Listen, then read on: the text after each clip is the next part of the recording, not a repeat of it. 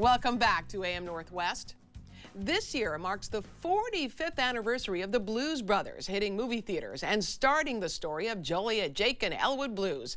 Next month, the story continues in the form of a graphic novel.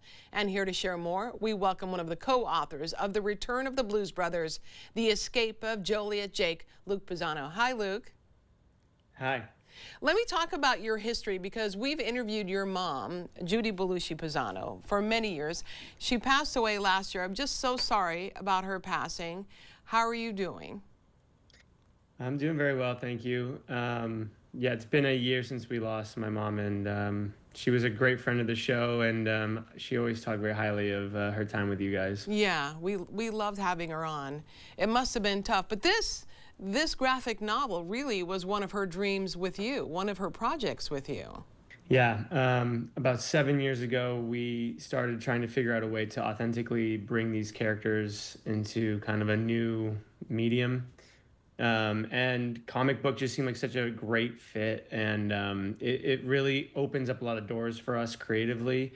And she really, it was just like you said, it was like a dream. She wanted to see the characters live on, and we were trying to find a way to do it. And we started the project, like I said, 7 years ago, and it's really unfolded into something that we're really excited about. I co-wrote it with Stella Aykroyd, Dan's daughter. Which is this, I love this family story. That's so awesome.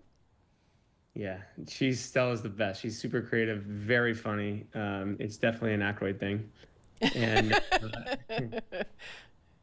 And we co-wrote it with another writer named James Warner. He is based in LA, great writer as well. And together I think we wrote something that the fans will really appreciate. We tried to make it authentic and true to the original.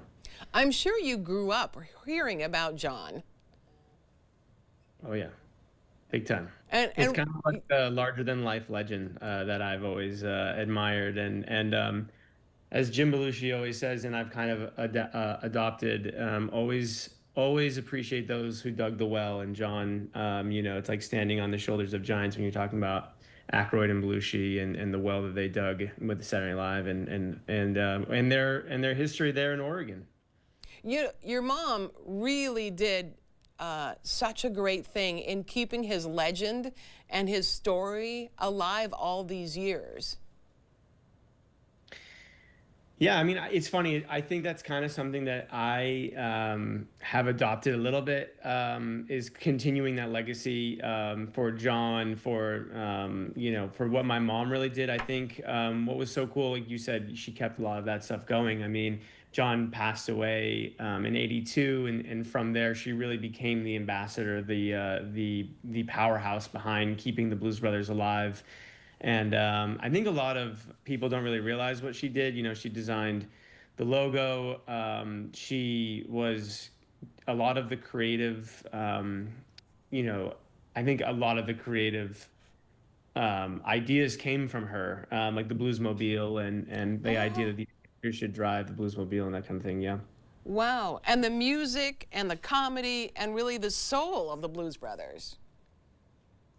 Well, I think the soul of the Blues Brothers comes from blues music, which Right. Curtis Delgado, who's a Oregonian, really showed John the ropes of the blues, and Danny, of course, having such a deep love for the blues himself, really got him into it. And I think just carrying that soul is the mission from God. The Blues Brothers always talking about the mission from God. We really believe it's carrying forward the blues as an art form and trying to help shine a light on them and give them a platform to really elevate their beautiful music. Blue collar master craftsmen, as Danny likes to say. Talk to me about the art involved in the graphic novel, the thoughts on how it's drawn, what you like about it. Great question. Felipe, we have a Brazilian comic book artist. We work with Z2. I of course have to mention the great work Z2 did here. You could see what beautiful illustrations Felipe Sobreiro did. We would give him direction, and he would just come back with things we would just be blown away by how amazing what we were kind of describing, and he came to us from Z2, which is the comic book company that we produce this comic book with. And they are an extremely talented independent comic book studio, and it was such an honor to work with them. And I think what really comes across with all this stuff and the art that you were just seeing is that this comic is really for the fans. It took us 2 years to write. We really dug through the movie. We really tried to figure out, well, what works, why, what makes these characters tick, not just some kind of reboot that people won't really care. This is really a new story with new characters, new chases, and of course, a million car crashes you can expect to see. Okay. Dan Aykroyd wrote the foreword for you. What do you think? What has he told you about his reaction to the graphic novel? He's probably seen it come all together. Oh yeah. Well, he edited much of the book. In fact, wow. Yeah, he was kind of over our shoulder, so to speak, in a very supportive way. As I mentioned, Stella, his daughter, also wrote it with me, and yeah, Danny was along the whole process. I mean, watching the way his mind thinks is just it was honestly a privilege to be able to kind of watch the way his mind unfolds, because he's just so brilliant.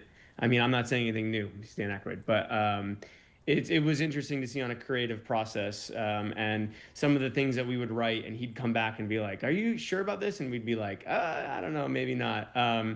You know, the book takes place in the '90s, and I'm a '90s baby, and I had a couple '90s jokes that I think were for maybe a younger demographic that he came back with, and he was like, "Hey, Luke, what is this?" And I'm like, "Oh, that's Pokemon, and that's something that came out in 1998 or whatever." And I was like, "Maybe we should cut that about."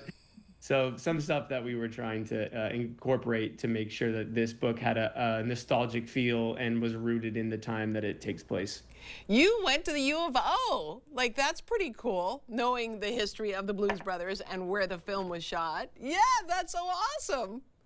Yes, go Ducks. Yeah, I'm a U of O alum, and proud of it. I mean, Oregon. I mean, as I mentioned earlier, John has a place in his heart for Oregon in his career, shooting Animal House there, obviously, and Oregon just being one of the most beautiful states. I lived there for 6 years, and it's just one of my favorite places. Do you get to see Jim Belushi at all? Because he lives out around here. Yep, he's got down in Eagle Point. He's got a cannabis farm.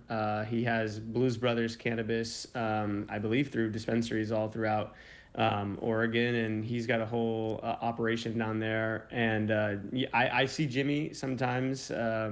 It's been actually I haven't seen him since my mom's funeral, but Jimmy's really has been a mentor in my life, actually, and you know, we worked together for several years on that cannabis farm, and Jim is a good man.